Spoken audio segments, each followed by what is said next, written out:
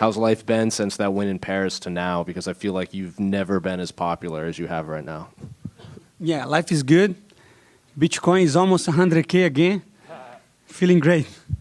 I saw you taking photos at the airport after your UFC 300. A lot of fans were coming up and asking for your photos. So have you just noticed even more attention since UFC 300 to now? It just seems like fans are kind of gravitating you. You've built this following online, and and anytime money is brought up, they always say Money Moicano. So are you just noticing a lot more interest from fans in your life? Yeah, it's funny, It's funny. I have been in UFC for 10 years, and I didn't have many fans, many people watching me.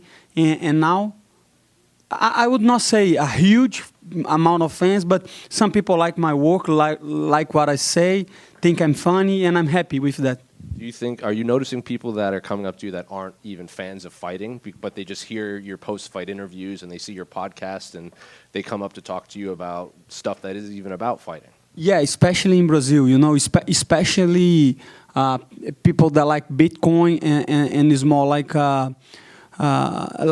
they have a libertarian kind of politics, because I talk a lot about that. So yes, but to be honest with you, I don't care too much.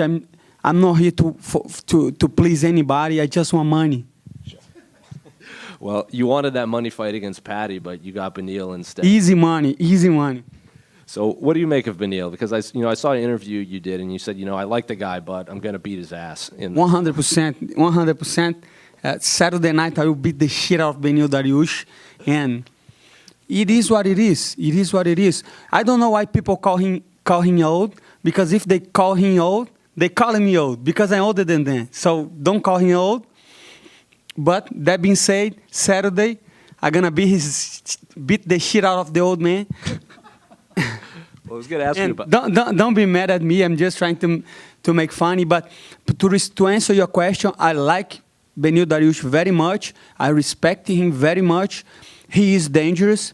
He has more knockout power than me. He has more knockouts than me. He's very fucking awkward. If you remember his fight against Draca Close, he was almost getting knocked out, and then he was swinging his arms, and he got the guy. Good jiu-jitsu. He's in a tough position, 2 losses, and I'm going to make sure he end up in a worse position, because I will beat him. Doesn't matter if he's good, if he's bad. I cannot afford to lose. I'm going to say the same thing that I say in France. I'm not fucking losing. My mindset is go over there and dominate him. Doesn't matter. If it was Islam or anybody, I respect everybody in this division. But like I say, I believe in myself. I'm going over there Saturday, and I will bring my best every time. Kind of go off the age thing that you were joking about people calling him an old man. He said something along the lines of he likes fighting up-and-coming stars, even though you both debuted in the UFC in the same year. And people were kind of commenting about that he debuted in January, you debuted in December. So did you hear that comment, that he's kind of viewing you as an up-and-coming star, even though you've been in the UFC just as long as... I'm older than you, motherfucker. What you mean?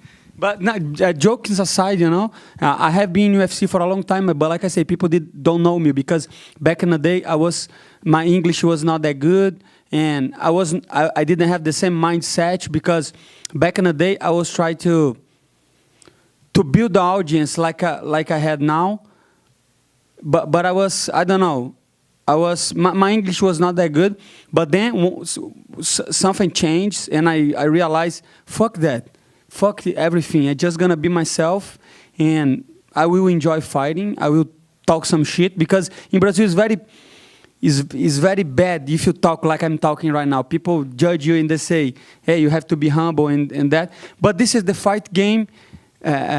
People want to hear that, People want to hear that you're going to beat the old man, all that stuff that I come up. So right now, I don't care. I just don't care to talk about that.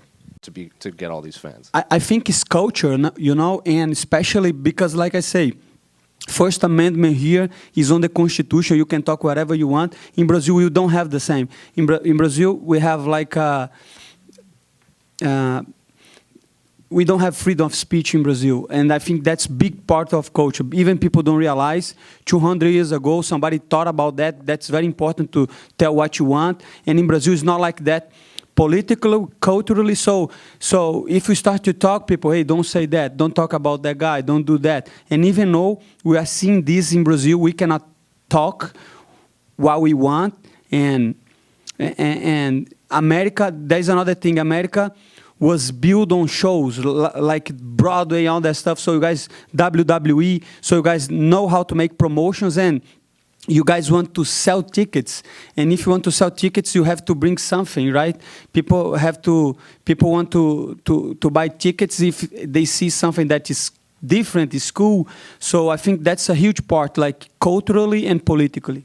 When did this kind of click for you? Because I think people view that fight at Madison Square Garden, that post-fight, when you were yelling into the microphone, as the moment this Money Moicano took over. Was there a moment that it clicks for you that you did have to kind of be more outspoken? I think was when I fought in Texas, you know, and DC was over there, and I say, I want big checks, big money, you know, and then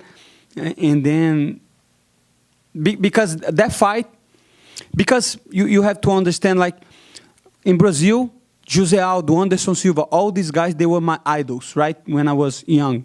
And then I say, I want to be like these guys, humble, and do that. So,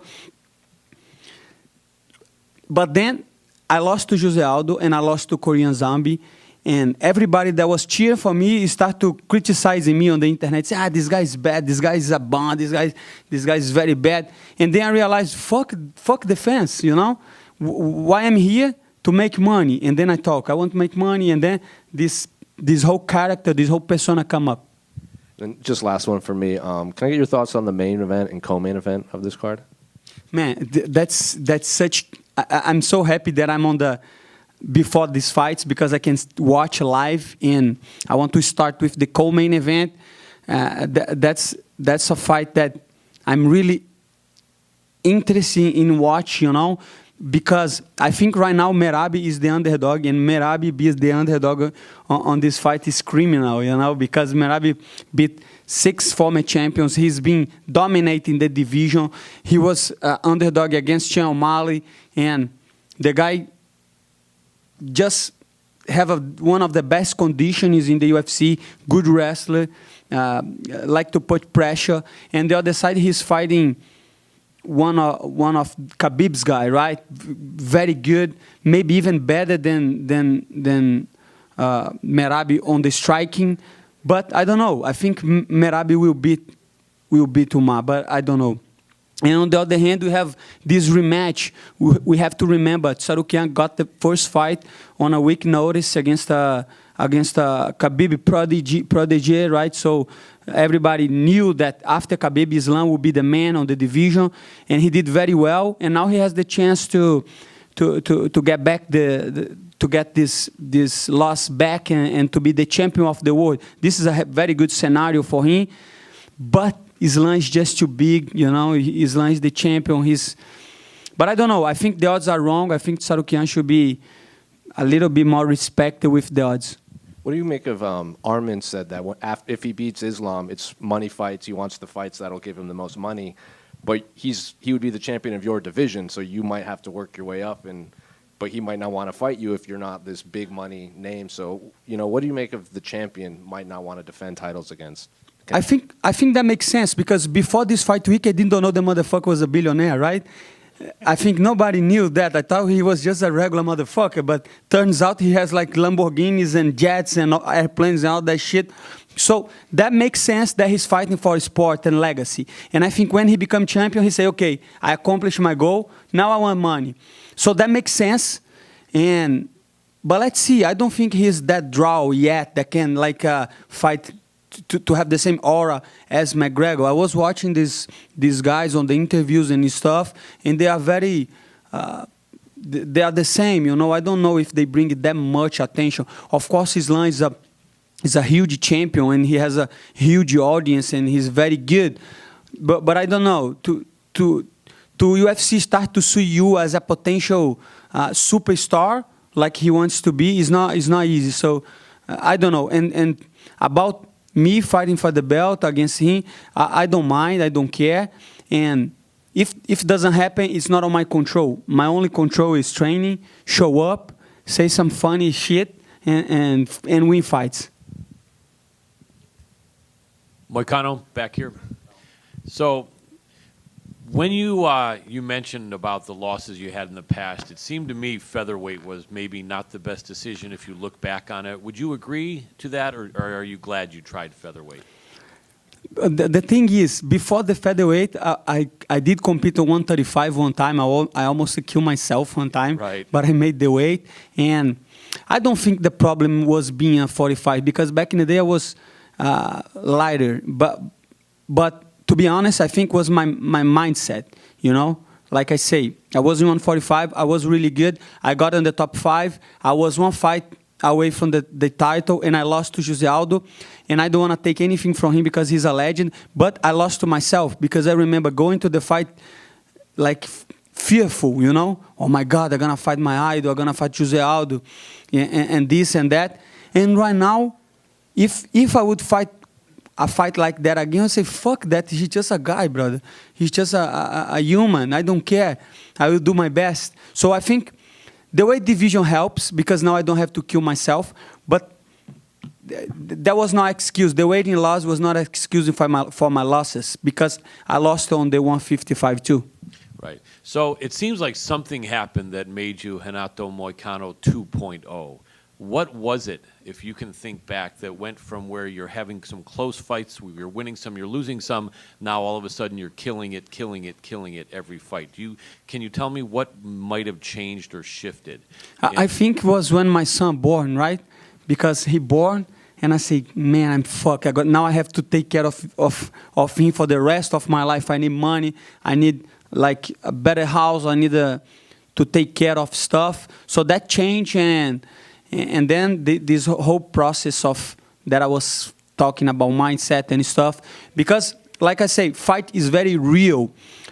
If you lie to yourself with fighting, you're going to end up losing again. So I remember old days, fighters that they used to gas out on fighting. They say, no, I have something on my nose. I have to get my nose fixed and you'll be fine. No, this is just a lie. You have to look yourself and say, what you doing bad? What you doing wrong? What you have to correct? And in my case I was not using grappling. You know, I have been training grappling since I was like 11, 12 years old. I have been training grappling throughout my life, but I was not trying takedowns. Now I take down people and I beat the shit out of them, you know, like I did with Benoit Saint-Denis. So in my mind, I start to say, hey, you have to use your grappling. But back in the day, I didn't train wrestling, so I was afraid of try takedowns and get tired, you know. So I work on that, wrestling, conditioning, and now I feel good, you know. I can take somebody down like I did last year with Drew Dober. If they stand up, I will take them down again. And so my thought process was what I need to correct, what I can correct, you know, because some stuff you cannot correct. I'm not gonna be the Mike Tyson. I'm not gonna be knocking people out, you know. It's just I don't have that kind of power to knock people out. So you have to realize, okay, what you can do, you know, what you can do with what you have. And that's why I think that I change in my mind. I start to look my career as a business, you know. I put all the points and I say what I have to do to get better, recovery, and I did a plan, who I need to fight to put me on a good position, what I have to talk. So I took my fighting career more like a businessman, and I knew I was getting old, so I need to rush, and that's why I'm fighting nonstop. Excellent explanation. Great English, too, by the way. Really appreciate that, brother. Yeah, you know what's funny? Yeah. I teach English to myself. That's even impressive, That's my brother. very impressive. I didn't have a fucking teacher. That's awesome. One last thing. Can you tell us who's helped you? Who have you trained with for this fight? A lot of guys. Dustin Poirier helped me for the fight. A guy named Dakota, he used to compete in UFC. He got like a short notice in UFC, and then UFC kick him out. But he's really good. A good southpaw is helping. Good southpaw has been helping me a lot because last year I fought 3 southpaws. And JJ, a Bellator fighter, very good jiu-jitsu. And I have trained with Grant Dawson too, great wrestler. So ATT, we have a lot of people. Human material to help me with training camps, and But the most important thing was training my mind, you know, what I have to do, the strategy, all that stuff, you know. Everybody can go to the gym and train wrestling and jiu-jitsu, but not thinking about what they have to do. My focus was on the strategy, what I need to do to take this guy out of the cage as soon as possible, and that's what I'm going to do on Saturday. Excellent. Thank you very much. Renato? Hey, Renato. Sorry, Renato. O Beneil Dariush é conhecido pelo grappling afiado, mas você também tem jogo de chão forte. Quem vai dar a primeira jaula de jiu-jitsu em octágono, no sábado à noite? Muchas gracias. Now I'm gonna try my Spanish. Yeah. Acredito que... vou tentar falar em espanhol. Lo acredito? Não, tô brincando. Acredito que meu jiu-jitsu é melhor do que Tsarukian. Not Tsarukian, Dariush. Dariush, I'm doing mistake over here. Dariush is a very good jiu-jitsu player. Man, I'm mixing up. Acho que o Dariush é excelente lutador de jiu-jitsu, mas uma vez que eu colocar ele no chão, eu vou dominar e finalizar. Perfeito. Você sempre traz energia para lutas também fora de lais. Se você pudesse descrever sua estratégia contra Dariush usando uma música, quem e por quê? Não sei que música descreveria, mas uma coisa eu posso dizer: codo and face. Thank you. Hey, Renato. We've got like Donald Trump coming into office over here. He's surrounded by pro-crypto people. You know, there's talk about having a strategic reserve in Bitcoin. You know, as somebody who's probably looking at the price of Bitcoin every day, what do you think the price will be at the end of the year if it was 100K at the start of the year? You spoiling my victory speech, my brother. But thank you so much for that. Thank you for asking.